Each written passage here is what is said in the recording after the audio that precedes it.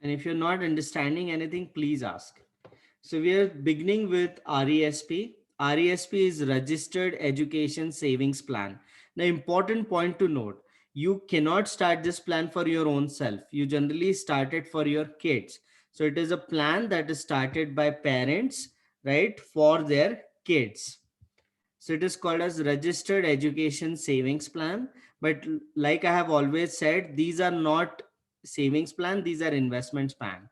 So what is the benefit? It is a tax deferred plan. So whatever you contribute, right, it grows tax free for X number of years, right? After which it is taxed when it is withdrawn. And it is taxed at the end of beneficiary. So it will be taxed in the end of, like, in the hands of the kid, not the parents. So when the kids are young and they're just starting out in university, the tax rates are very low. So you can save from your higher tax rate as parents, and then they can withdraw at lower tax rates when they start education. Now, the biggest kicker of this plan is the government provides 20% of contributions each year, right? There are many levels of contribution. You can be eligible for additional grants too. But the standard grant that is given is 20% of contribution they put in, up to $500 each year, and maximum grant over the years is 7,200. So whatever dollar you put, they put 20% of that as grants. They provide 20% of that as grants. There is a contribution limit to RESP. The contribution is 50,000. You cannot put more than 50 grand in the plan. And beneficiaries can withdraw up to the age of 35. Then there are no restrictions as such, right? And the tax rate would be paid by the beneficiary, that is the kid. So we're going to see an Excel sheet where we'll see how it works, okay? And what are the strategies that you can devise around this plan.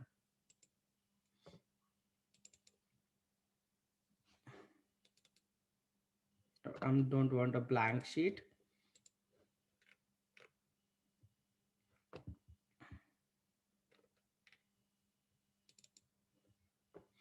Okay, so we have completed RESP, TFSA, non-registered.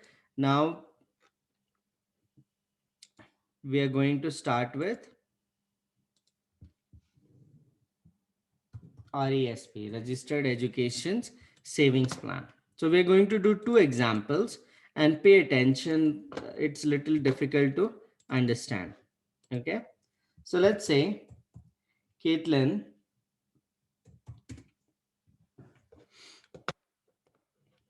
is, so Caitlin is just blessed with a daughter, right? And she's planning for her education using RESP, Registered Education Savings Plan. Okay. So she is making a strategy to put $2,500 each year into the plan. Now she's aware that whatever money she puts in, government provides a 20% grant of that. Okay, 20% grant of that, right? Of whatever contribution she puts in, the government provides as grants. So $500 is received up to grant. Now this grant is maxed out at 500 per year.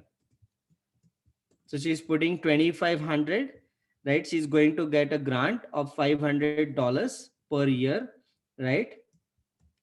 Now, the strategy that she's following is she is going to reinvest the grant received in the next year. She's going to reinvest the grant received in the next year. Okay. So let's see how this plan would work. So it starts with years. Okay. Then investments, or we always start with fund value. Or before that, you need to assume certain things. She makes investments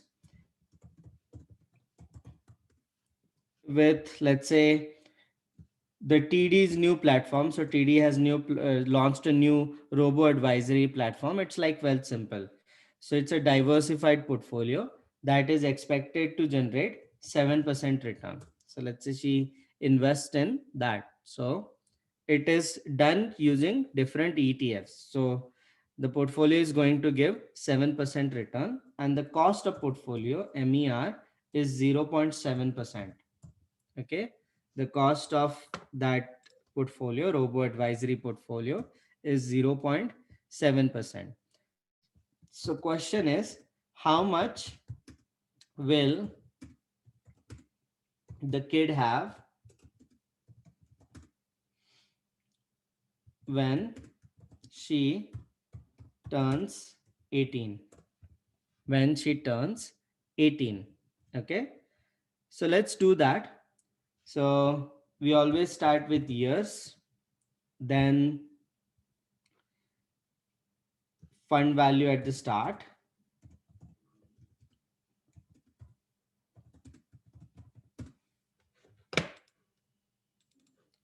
then yearly investments,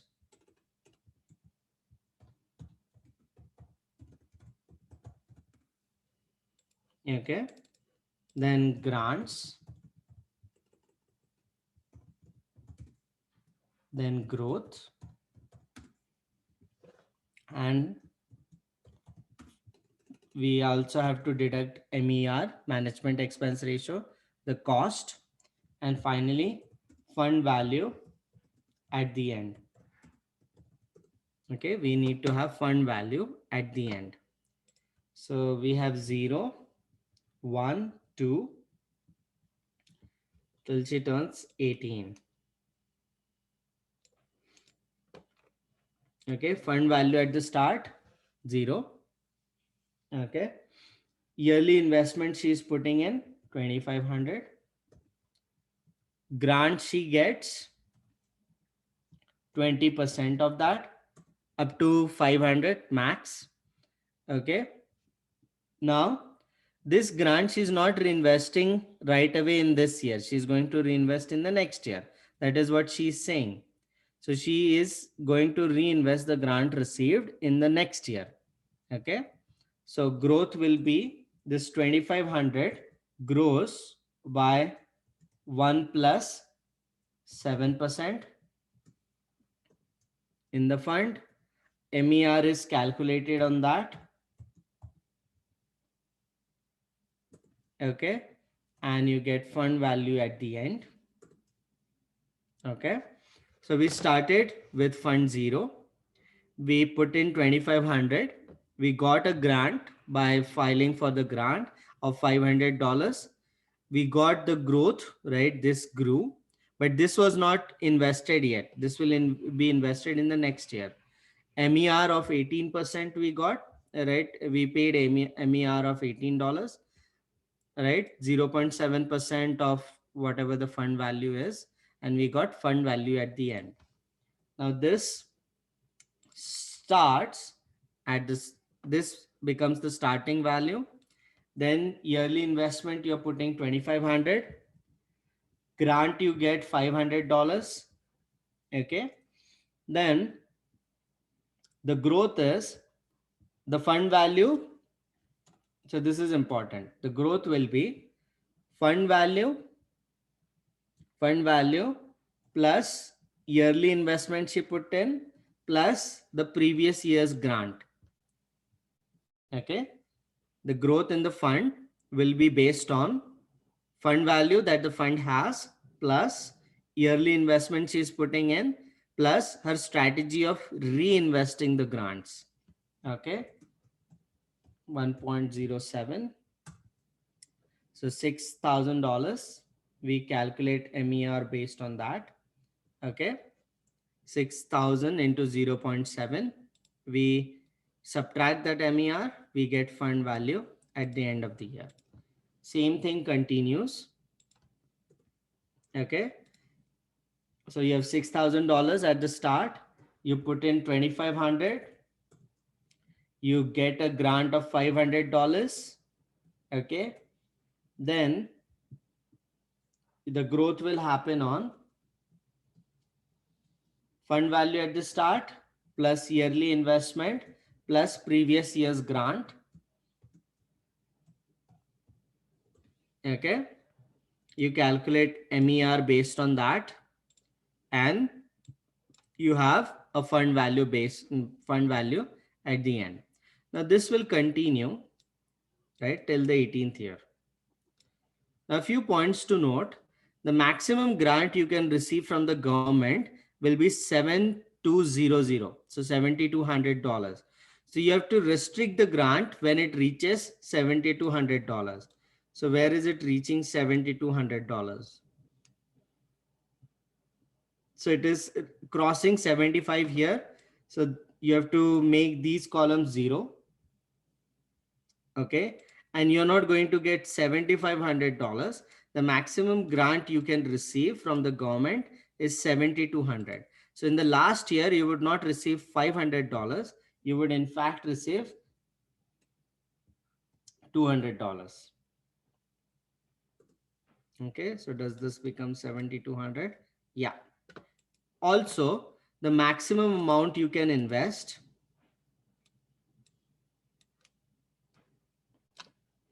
okay, the maximum amount you can invest is 50 grand. Are you crossing 50 grand? No, you're not crossing 50 grand. So this is okay. But grant, you have to make 0 after it reaches 7,200. So how much would the kid accumulate in the fund? So the kid would accumulate around $100,000 for her education, right? When she turns 18. She would accumulate $100,000 for her education when she turns 18.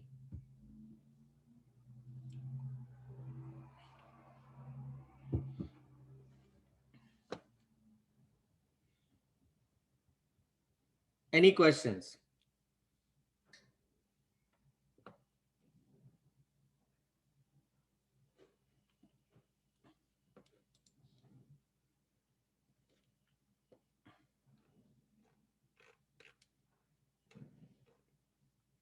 So what is the key part?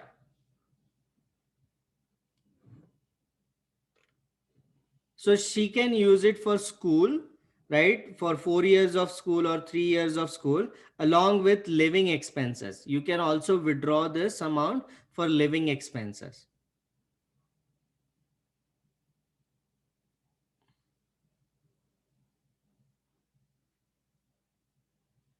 And you have up to the age of 35 years to use this amount. So maybe you can use it for graduation, your post grad, some certificates. So whatever education you do up to 35 years, you can use this amount for that. So it's a very good tool actually, right? If you see benefits of this plan, RESP plan, first of all, you're getting free money of $7,200 from the government to invest. That is amazing. That is like 20% of your investments are being given like 20% return straight away. How 20% return straight away? You're putting 2,500 plus, but getting $500 extra from the government to invest. So straight away it is increasing by 20%. That's why the fund accumulated can be big. So highly recommended to use it if you have kids or planning to have kids.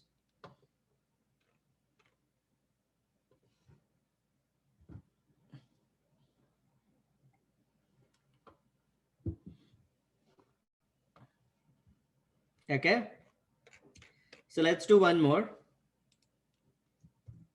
So Harry is planning to make investments in RESP for 17 years.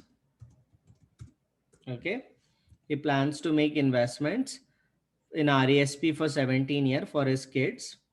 Okay, then the amount he is investing is $3,000, or make it $4,000. He's investing $4,000 every year. Then But that 4,000 is too high. $3,000 would be enough. $3,000. Then he's making an investment in the same TD plan that gives 7% return. Same TD plan that gives 7% return. Okay. Also, what else we need? MER we need. MER is 0.7%. MER is 0.7%. So you have to find out at the end of 17 years how much would he accumulate.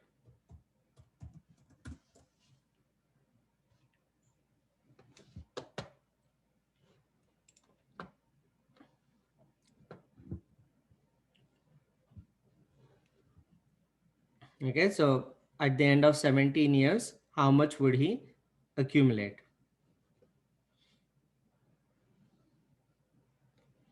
So what we'll do is I'll give you 5 minutes to do this, right? Then we'll discuss. And but before that, I'll share this file with you so that you are able to solve it.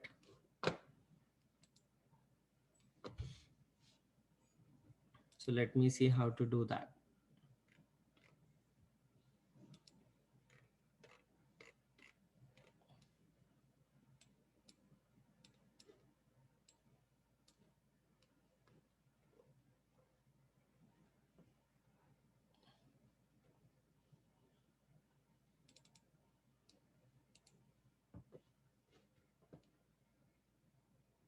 So I've sent this file to you.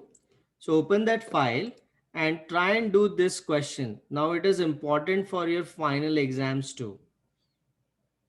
So try and answer that. So I'll give you exactly 5 minutes. We'll start discussions at 8:30. And please do it, because unless and until you do it on your own, you're not sure what mistakes you're making. Are we reinvesting the grants for this one? Sorry? Are we reinvesting the grants for this one? Yeah, so same thing. So sorry, I forgot to mention that. So grants are reinvested in the plan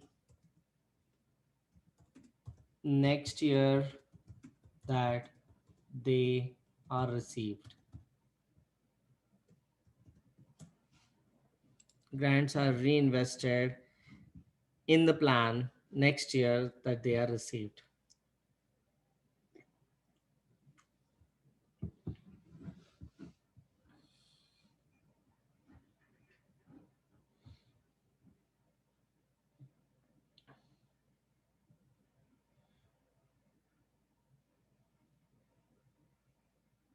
Okay, so 5 minutes for you to do it. Try it out.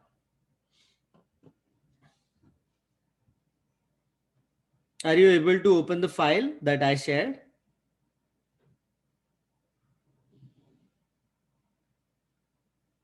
Great.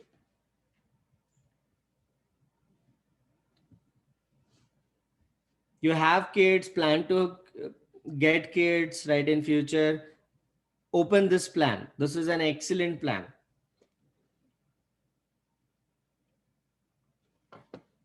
You can easily take care of your kids' education using this plan.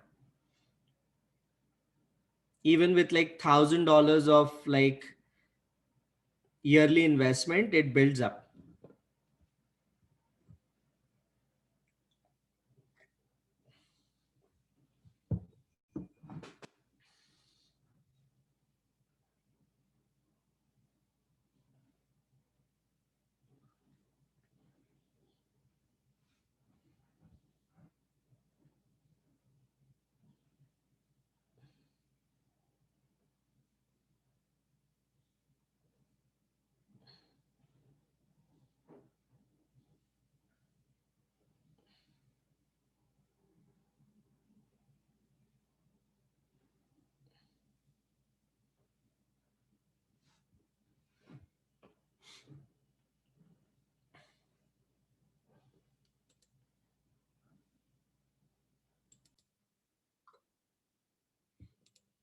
All right, so what's happening?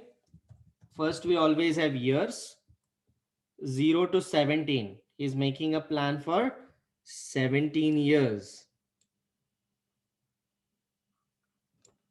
Okay. Then you have funds at the start. So funds at the start 0. Then investment every year, yearly investment.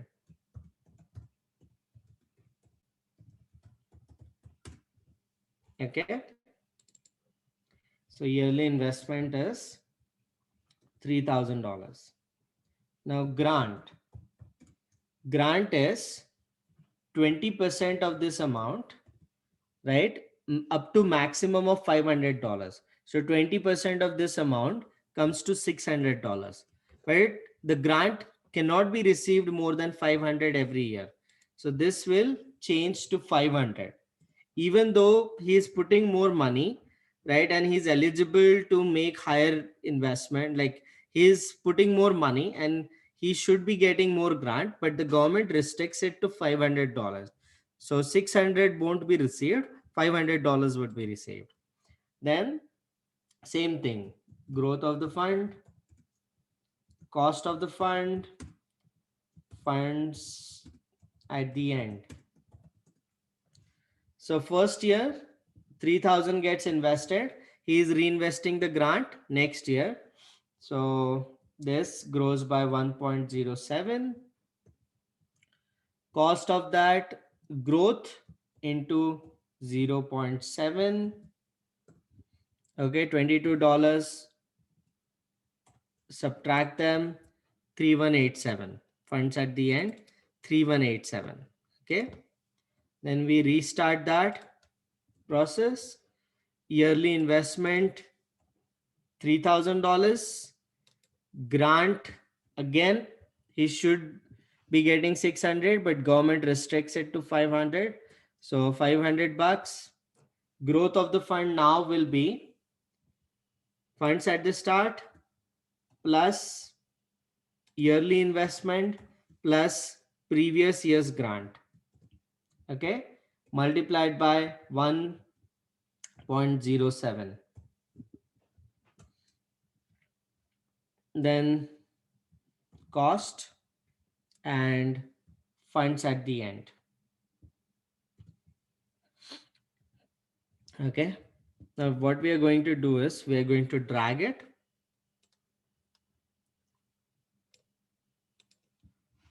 Okay, we are going to drag it. A few changes we have to make. First, we have to confirm that he's putting not more than, so he's crossing 50 grand. So that's not allowed. So we have to restrict it. So this goes to 0. Okay, is he still crossing 50 grand? Yep. So this goes to 2000. So the last year he would be able to invest only 2 grand. Okay, first change. Second change, the grant amount should not cross 7,200. It is currently 9. So we have to reduce it. How much it is now? 7 and $200 here. Okay, 7 and $200 here. So the end amount you should be getting is so almost $110,000. Okay, this is the amount you should be getting. Where can you go wrong? First of all, investments of only $50,000 are allowed. So you cannot cross $50,000 in the account. So be sure to do that. So that's why we changed the 16th year to 2000 and made 17th 0. Then the grant amount the person can get is restricted to 7,200 in the lifetime, like lifetime grants. So that also gets restricted to 7,200. So we made everything 0 here and changed this from 500 to 200. Everything else remains the same. So end value 110, 440. This is the mistake that you can do in your case study. So please make sure in the final case study that you will get, There is a question about RRSP. There is a question of TFSA. There is a question about non-registered account. There is also a question about RESP. So please make sure that you are being careful with two things: how much grant you're going to get and how much money you're putting in. Any questions?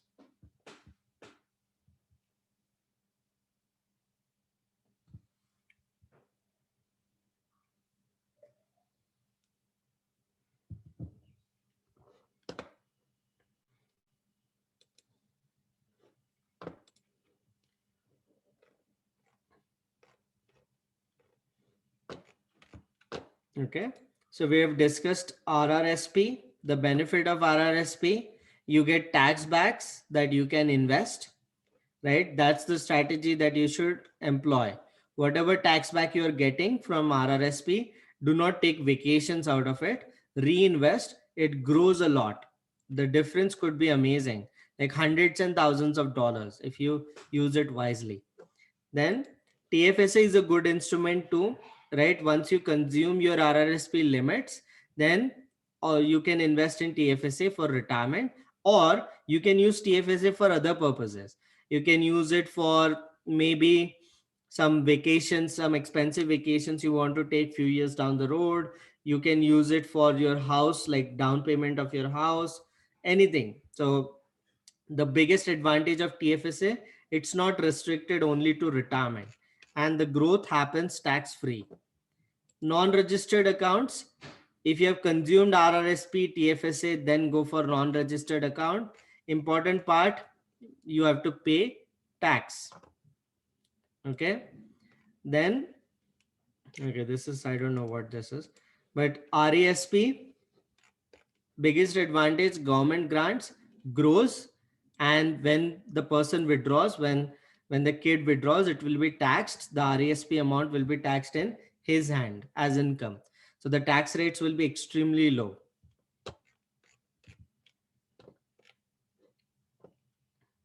Questions?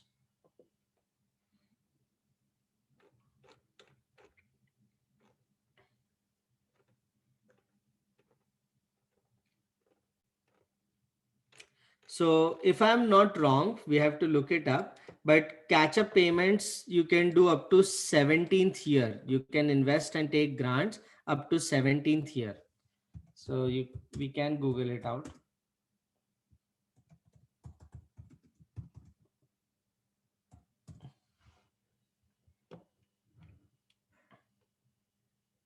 So if you don't use this limit of $500, it gets carry forward.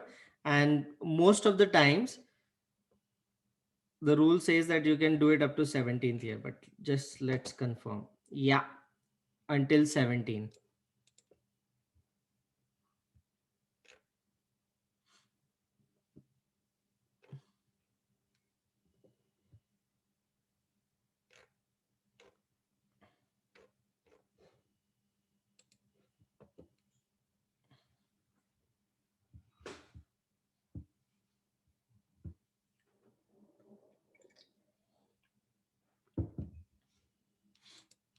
I'll share this article too. I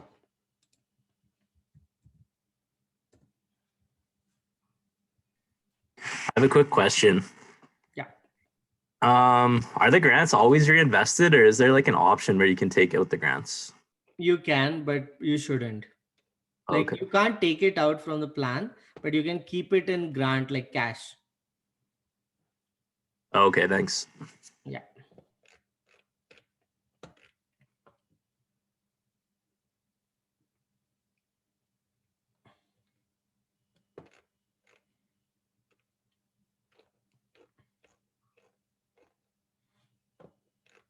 Okay, one last thing. What happens if the kid doesn't do any education, right? Then you can use this money, whatever you have accumulated, but you have to pay back these grants to the government.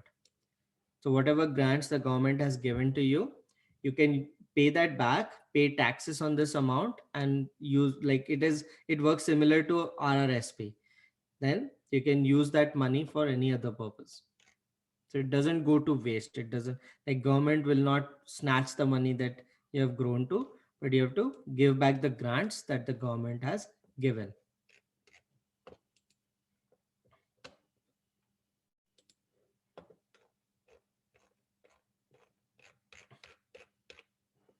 Okay. So this is done. So what we'll do is we'll take a 5-minute quick break, right? Get your coffees and stuff. We are going to start a very interesting topic that is part of your final case study too. We are going to discuss asset allocation and then boil down how to make asset allocations for your clients. Okay. It's very interesting, very important. So we'll start in 5 minutes. So if you want, you can go and get your coffees and get freshened up. So let's continue in 5 minutes. So I'm going to stop this recording. I'll restart it once we are back.